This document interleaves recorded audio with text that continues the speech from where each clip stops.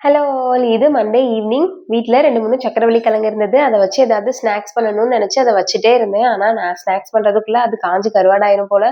சரி ஓகே நம்ம சும்மாவே அவிச்சு சாப்பிடலாம்னு சொல்லிட்டு இட்லி சட்டியில வேக வச்சுட்டேன். அது வேகறதுக்குள்ளேயே பாலும் வந்துருச்சு. அப்படியே சைடுல அதையும் காய வச்சுட்டு, காஃபியோட சேர்த்து சக்கரவள்ளி கிழங்கையும் வேஸ்ட் பண்ணாம சாப்பிட்டாச்சு. குட்டி சும்மா சாப்பிடுறேன்ற பேர்ல வாங்கி வச்சுட்டு, ஒரு வாய் வச்சுட்டு எந்திரிச்சு ஓடிட்டாங்க. அவங்க இப்படிதான் பண்ணுவாங்க. சாப்பிட மாட்டாங்க. நான் தான் அத உட்காந்து சாப்பிடணும்.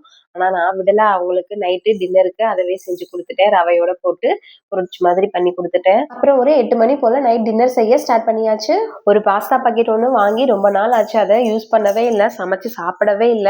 சரி ஓகே இன்னைக்கு தான் இதுக்கு நேரம் வந்திருக்கு போலன்னு நெனச்சுட்டு ஒயிட் சாஸ் பாஸ்தாக்கு தான் ரெடி பண்ணிட்டு இருக்கேன். ஒயிட் சாஸ் பாஸ்தா கொதிக்கிற சுடுதண்ணில உப்பு, எண்ணெய் போட்டு பாஸ்தாவை நல்லா வேக வச்சு எடுத்துட்டு ஒரு பேன்ல கொஞ்சமா எண்ணெய் ஊத்தி குட்டியா கட் பண்ண பூண்டு, வெங்காயம், கேப்சிகம், உப்பு, கொஞ்சமா சில்லி ஃபிளேக்ஸ், அரிகோனை போட்டு நல்லா சாட் பண்ணி தனியா எடுத்து வச்சுட்டு அதே பேன்ல பட்டர், மைதா மாவு போட்டு நல்லா மிக்ஸ் பண்ணிட்டு தேவையான அளவு பால் ஊத்தி அதையும் நல்லா மிக்ஸ் பண்ணிட்டு குட்டியா கட் பண்ண பூண்டு, சில்லி ஃபிளேக்ஸ், அரிகனோ, தேவையான அளவு உப்பு போட்டு நல்லா மிக்ஸ் பண்ணிட்டு நம்ம சாட் பண்ணி வச்ச வெஜிடபிள்ஸும் வேக வச்ச பாஸ்தாவையும் போட்டு நல்லா மிக்ஸ் பண்ணிட்டோம்னா க்ரீமியான ஒயிட் சாஸ் பாஸ்தா சூப்பரா ரெடி ஆயிரும்.